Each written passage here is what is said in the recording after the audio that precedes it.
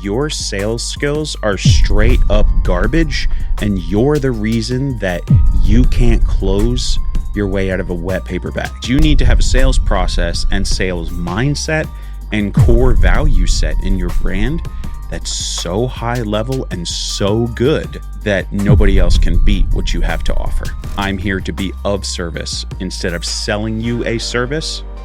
If you build your brand and your sales messaging with that first, I don't think you're ever going to have a problem with people converting. Why do leads keep saying, you're the first shop that I've talked to, I still need to call around? The Talkin Paint podcast is brought to you by Detailing Growth. That's detailinggrowth.com. Detailing Growth is the industry's only US-based full-stack agency that provides you with full custom web design, ongoing SEO, local SEO via Google Business Profile, ad management for Google and Meta, and an entire business suite of automations with our Grit Suite CRM. Detailing Growth also helps businesses with consulting and business coaching and systems implementation. Head over to detailinggrowth.com and sign up for a free strategy session. Hey everybody, this is Gabe from the Talkin Paint podcast over at Detailing Growth and DetailerOS.io. Welcome to the first podcast episode of 2025. You're going to definitely be seeing more content from us here through our podcast and our YouTube, getting out on Instagram. We're looking to really drive forward with big community engagement this year. And I'm personally excited to be a part of it because I get to work with the next up-and-comers who are going to change the way the industry works. I had my time and I changed a lot about how we do sales and do video content. And what I'm here to do now is to just provide value and help people grow to whatever the next thing and portion and level is in their journey as they continue into PPF, coatings, tint, and high-end detail. On today's episode of Talkin Paint, the first of 2025, I want to talk and just get right into sales. Now, sales is something we all talk about, and sales is something that you either get it or you don't. And truthfully, sales is a very, very high-level psychological take on addressing people's needs. It's not about convincing people to buy your thing. That's not what sales is. Although many younger people and like bro sales guys and like TikTok bros will have you think otherwise. That's not really how that works. So I want to dive down this rabbit hole and just rip this apart and hopefully try and address this in as high level of a manner as possible, because I can pretty well guarantee you that your sales skills are straight up garbage and you're the reason that you can't close your way out of a wet paper bag. So, and I say that with love because I want you to understand why. So I'm just going to kind of run through some things that people have said to me recently, and I've seen in online discussions that stood out to me as points to address. Now, myself, I consider myself very, very sales enabled. I'm very in tune and enthused by high-level sales concepts, and that's because, number one, my wife has a bachelor's in psychology, so I'm always protecting myself from her and her BS. Two is that I learned early on that if you want to understand people, you want to understand sales. And if you want to understand sales, you want to understand sales psychology. Now, that's what we call messaging. How you speak, how the words you say are perceived and understood at both a conscious and subconscious level. So the first thing is that sales is a living and eating, breathing entity. That is very real. Of course, is sales that? No, of course not. But you have to treat it like it is, because it requires being given the respect as if it is a living entity. Because it's smart enough to know when you need it. And if you show up to sell, and to talk to leads and you're automatically looking for the sale. Sales knows that, and it knows when you want it. And the second it sniffs that out, it will kill it. It'll kill it dead. Now, how does it kill it? It kills it because it tells the person on the other end of the phone or on the other end of the conversation that, hey, this person's trying to sell us something. Oops, sales resistance, push the button, boop, and then up goes the wall. And you can't break through sales resistance. Very rarely will you be able to do that if you've triggered it. So the second that you approach sales from a position of, man, I really need this work in the shop, or man, I really, really need this, it knows. And you're never going to get it. So I want to encourage you to take a moment and approach sales. Instead of having I need to convince this person to buy from me, it's I need to convince this person that they can trust me, because trust is one of the most important factors in sales. And you've heard me say this before. It ties in with this concept: know, like, trust. If you don't have those three things, selling will be a massive problem for you. And that often means not asking for the close, not asking for the sale. That means that you need to be patient and you need to wait. It means that you just need to be persistent in follow-up, and you need to be persistent in how you communicate, because sales also ties in with your brand. And that's going to be the next podcast that we get into, is branding. But just for the sake of right now, sales and sales-related messaging is directly tied to your brand and how trustworthy that is. Now, how do you have a trustworthy brand? I'll be completely honest with you, and that's hard to distill down into like 5 seconds, other than to say, is your brand experience repeatable? Meaning that, is it repeatable enough to be consistent that somebody would call you 3 years apart and know that they were going to have the same experience? Would you feel confident in saying that? Because if not, then there's a really solid chance that your brand might not be as solid as you think it is. And that shows in sales. Because if you have a brand that's built on trust, then the sales come. They don't need to be fought for. And maybe that's the little takeaway for you on the beginning end of this episode, is that if you build a brand with trust and advisement, and I'm here to be of service instead of selling you a service, if you build your brand and your sales messaging with that first, I don't think you're ever going to have a problem with people converting. So with that said, let's just kind of jump over into the various things that people deal with. I just have a list of questions that I'm going to read back here that I've collected over maybe the last 3 years. And this one just came up in a Facebook group post. And this particular individual I've engaged with before, he ended up coming through my sales pipeline, and he did not like the feedback that I gave him on his website. I don't know who built it, whether it was him or somebody else, but he was not happy with that, and ultimately messaged me back the next day and said, and he was just like, your opinion's the only one that matters. It was very combative. Something along those lines. When I told him it looked like he had every bit of a $500 to $800 website. But, that's how it goes. I'd look at so many in a day. The first question I have here is, why do leads keep saying, you're the first shop that I've talked to, I still need to call around? Well, that's typically a sign you have somebody who's very top of funnel, and you immediately want to stop that, right?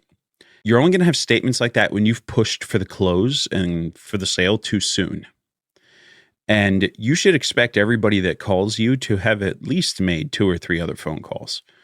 And the reality is that if you are the first person that they have called, then that's probably the truth. And if you've done a good job of setting the bar and setting the expectation for what a good business should be doing and should have, And I mean that explicitly. Like if somebody says to me, hey, I still need to call around, your job is to enable them to be an informed consumer. Your job is not to say, okay, well, we're here if you need us. No, that's where sales go to die, and they die a horrible death. You're their first consult. They want to look around and suddenly we're offended by that. That doesn't make any sense. That's not how people buy. People buy, especially with high ticket services like coatings and paint protection film, they buy from the place that they feel like they can trust the most. And if you're their first call, you need to set the bar pretty friggin' high. If you can't set the bar, then any other shop that tries harder than you is going to set the bar harder than you. So that means you need to have a sales process and sales mindset and core value set in your brand that's so high level and so good that nobody else can beat what you have to offer. Now, how do you do that? You invest the time and energy in building your core values, your brand statement, and making sure that you understand these concepts. Your job is to help them be educated. So if they're going to talk to you and you know that they're going to talk to other people, your job is to be helpful at that point, because you automatically know in your mind that you're not going to convert this person right now. You need to meet them where they are. If somebody says that they still need to call around, your job is not to be upset by that. Your job is to then help them say, okay, totally get that. I'm glad that you called me first, because I'll probably be one of the few shops that takes the time to give you what I'm going to give you next. And this is where you set the bar. This is where you get to add all the things that you think your shop does better and that's important to you. You get to state and say and educate them on what to look for. If you're going to say, Gabe, what are those things? You're going to have to come and find me inside of Detailers OS for that. So that's one thing. And you say, what about all the money I'm spending on Google ads? What about all the money I'm spending on ads to get these people and they're not closing? Listen, the one-touch close for high-ticket stuff, high-ticket sales, especially for secondary necessity type things that we offer, are not a one-touch close. Not a one-touch close. So you need to follow up. That means you need to get them a quote ASAP, a very detailed one. So hopefully you're using a CRM, hashtag you're able, hashtag grit suite, something along those lines. That's a 1-2 combo. Boop, boop, knock them down. And you say, well, I've spent money on Google ads. Shouldn't that bring in better leads? Of course. There's always going to be higher intent on the Google ads side versus Meta. That's always the way it's going to be until something else changes. I think that it's super important to remember that just because somebody found you there and they searched for you doesn't mean that they're ready to purchase on the first go around. I think that means that you need to be prepared to just give them the time and energy and space and be a professional and be the right choice. And that comes by design. It's not forced, because the second that you force, sales says no. Sales is a living, eating, breathing thing. Even if you are paying for that lead and that you are getting them from Google and they don't convert or they don't buy right away, your job is to make sure that you have a good nurturing system. You've got a drip campaign, you've got educational sales videos, you've got educational brochures to send them. Like, you've got all those backup things that help set the bar. And you say, okay, well, speaking of follow-ups, what should shops be doing? And maybe this is usually lost in the sauce. The money's in the system, not the sale. And I think that's what a lot of people miss. Are you sending a proposal within 24 hours? You should be sending it within like 10 minutes of getting off the phone. Do you have a way to track every single lead? Meaning every single one that comes through your pipeline. And no, Google Calendar and email is not a system to track leads. Your notepad is not a system way to track leads. Sticky notes. I'm calling you out, Jose. If I ever hear you talk about sticky notes ever again, Jose is my boy from Cali, and that'll be a lifelong friend as long as I'm breathing. He had a real world Kanban board where he would write sticky notes and move them into columns from left to right. And I was, I couldn't help but chuckle when he told me that. But can you tell me how many leads that you talked to last week? Where are they at along the pipeline and in your process? If you don't have that nurturing system, then how do you know what kind of follow-up you need to be doing? There's no way you can remember every single lead. No way. You need a sales enablement CRM to do that. And if you don't have one, you need one. And that's why we put together Detailer OS. So you could have one and it'd be the same price as if you went and go and bought it from the people who actually make it. We have our own custom white label version. You get it from us and you get to stay inside of a great ecosystem and people that know how the software works, and we're going to show you how to use it. But beside that, like if you don't have the system to help you, then how can you leverage it to make more money for you? Because you are not a CRM. A human is not a CRM. What about when customers say, you're too expensive? I found someone cheaper. So this is not a customer problem. This is a you problem. And I'm going to upset a lot of people when I say this. This is a I suck at sales problem. Now, I'm going to tell you why. And I'm going to quote Ryan Hare from Tint 360 because I've seen him mention this several times. He usually does a really good job of explaining it. And truthfully, Ryan's a solid individual. And if you want help from somebody, Ryan knows what he's doing. Price objection happens only when the gap between your value and that lead's perceived value of your service is too far apart. Now, why does that happen? That's because you didn't do a good enough job at helping them to understand what it is, the value that you bring to them and why the service you offer is of value to them.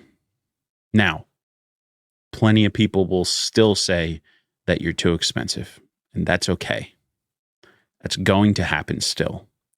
The only time that you can say, I know that I gave 110% to this lead and to this person, and I know that they're not a good fit, is when you know that you've got a process that's that dialed in that communicates that value. Well, Gabe, how do I do that? We'll get there. Actually, some of my other podcasts go over that. But ultimately, your job when you speak to these leads is to tell them why they should go with you in a manner that best serves them.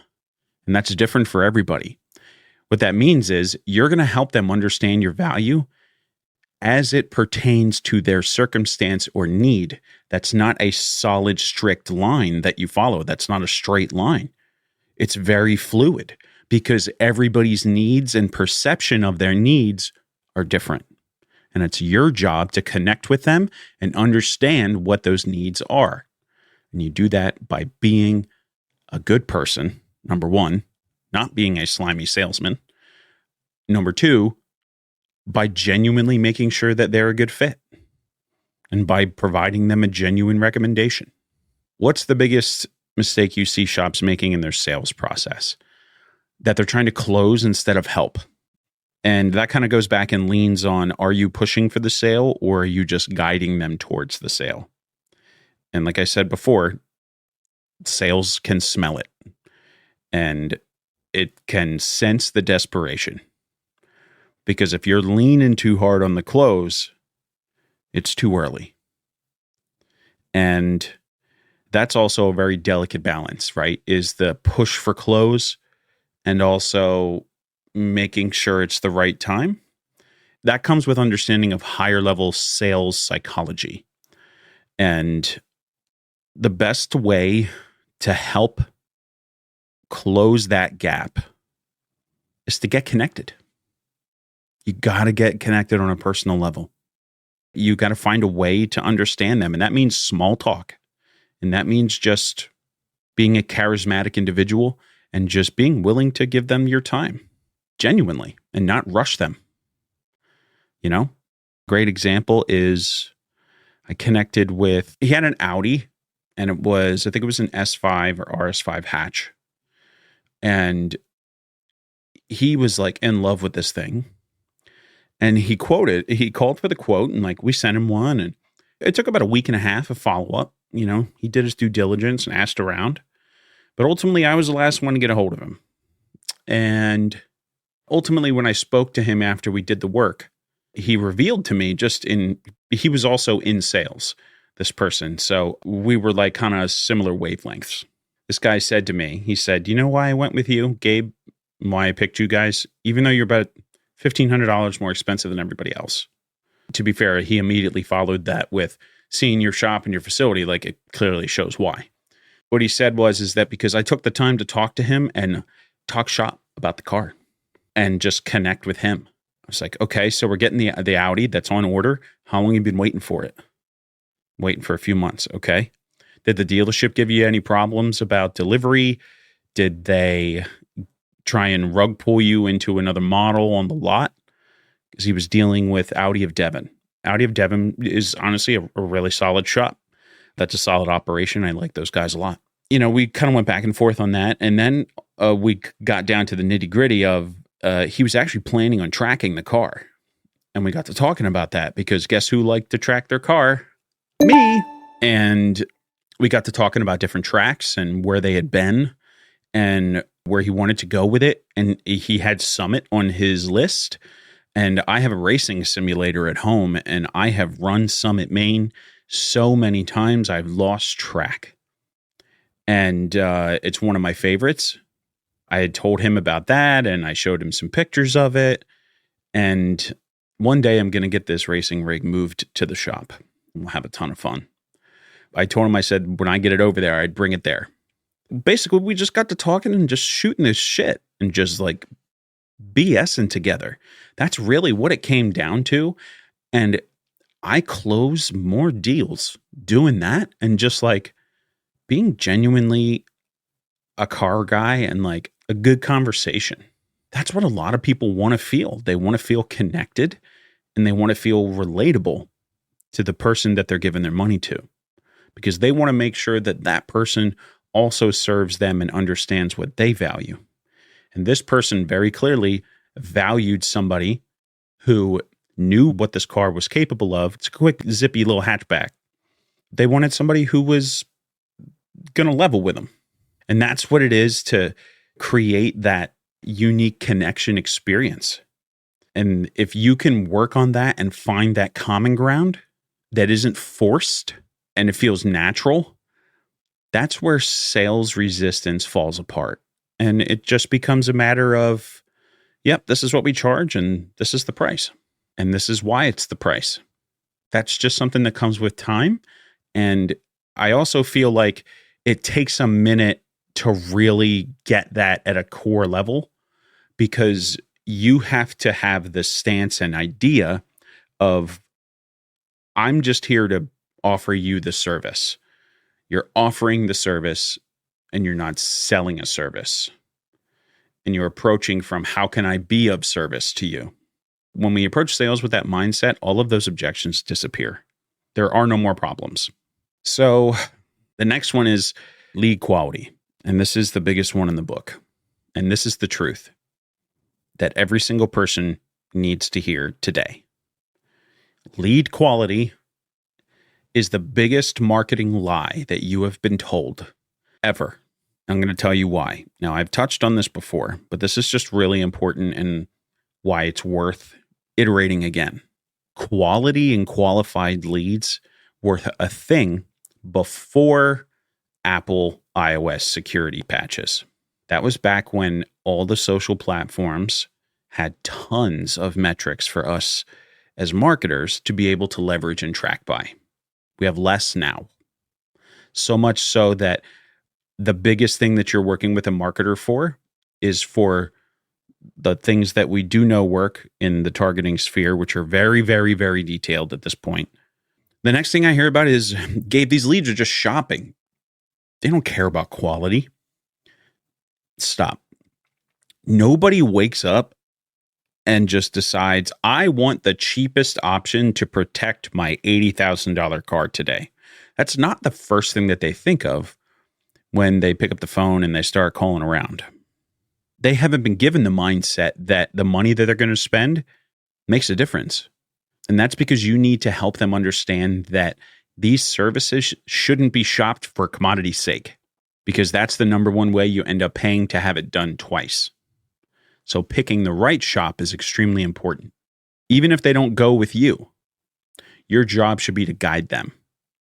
Now, I'm going to show you this is how I do that. I'd say it's 85% of the time this works. I say, I get that. You want to call around, you want to check around. Totally understand that. I would too. To be fair, these services aren't cheap.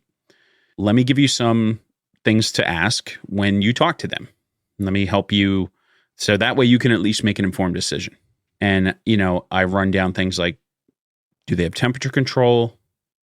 Do they have in-house PPF installers?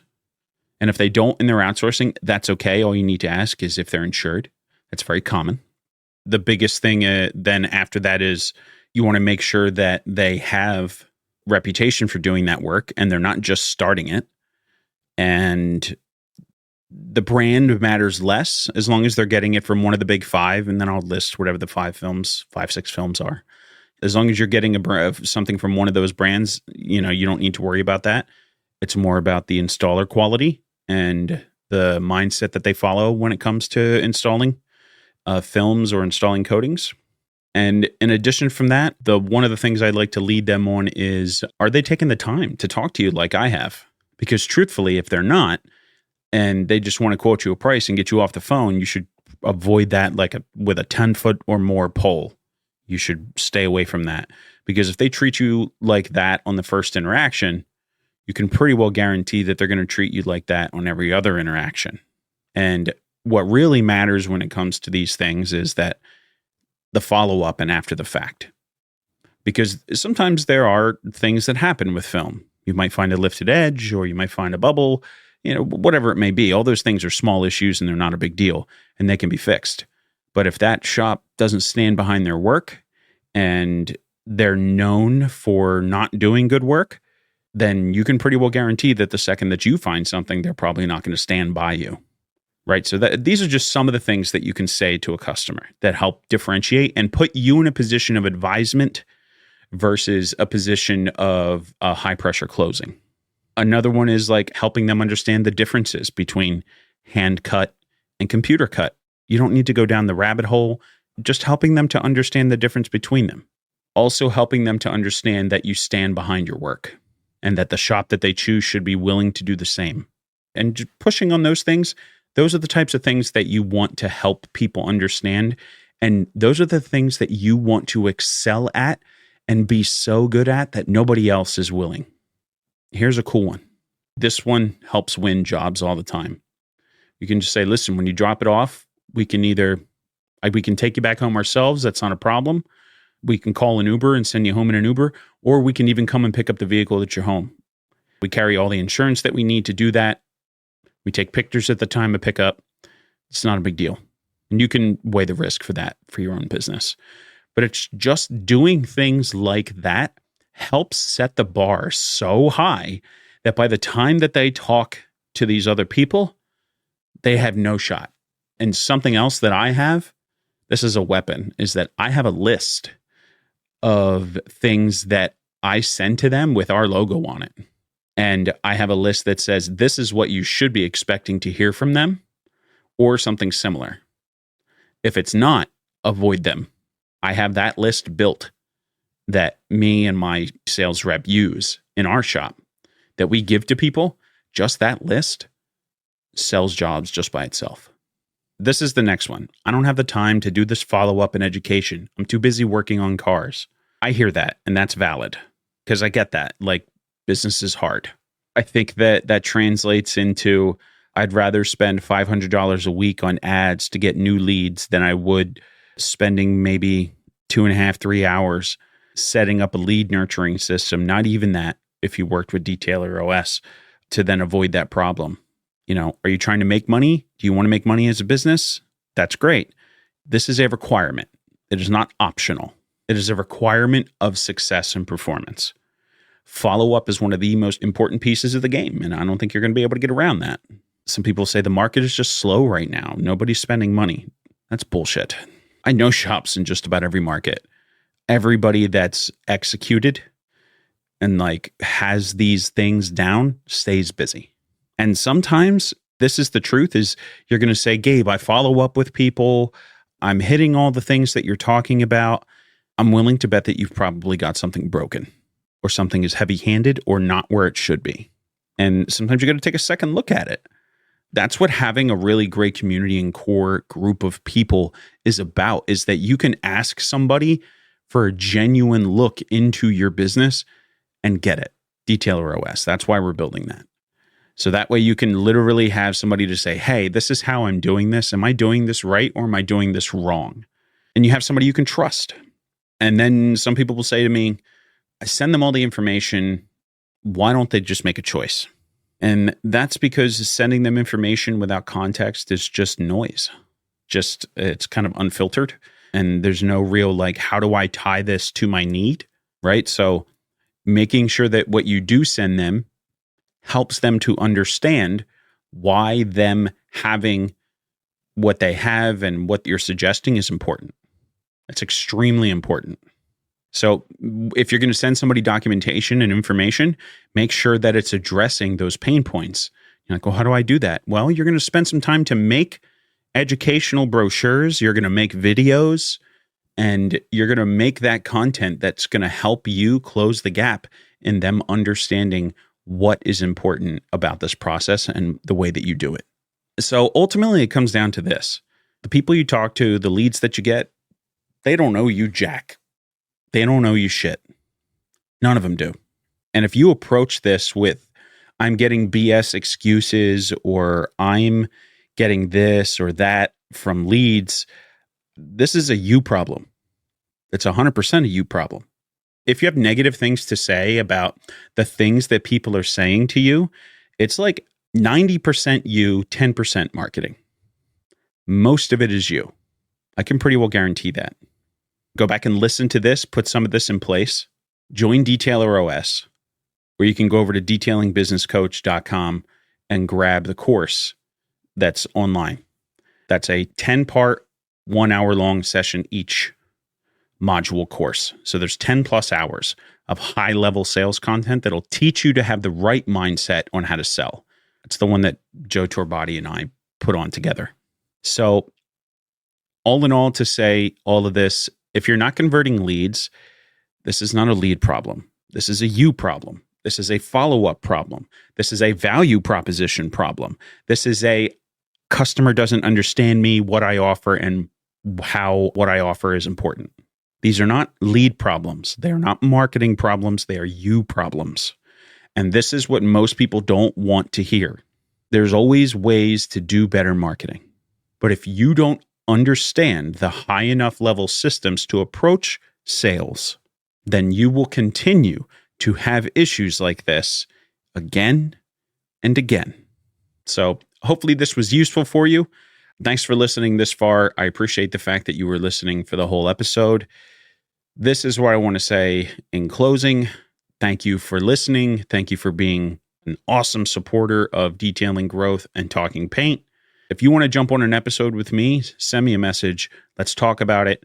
We can rip apart the business and put it back together, and we can do it all on an episode, and you walk away with massive value, because this year, 2025, Talking Paint, Detailing Growth is all about helping as many people as we can. That's what our job is this year.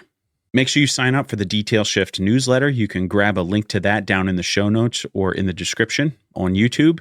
Sign up for that. That's completely free. And that's where we deliver some of our best advice for shops. And if you're tired of working with the agency that you are and you want a real partner, Detailing Growth is the anti-agency. We're the antidote to everybody's horrible BS.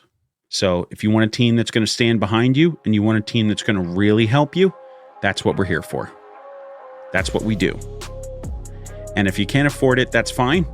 You can still get support from the team that truly cares over at detaileros.io. Thanks for listening. See you in the next one.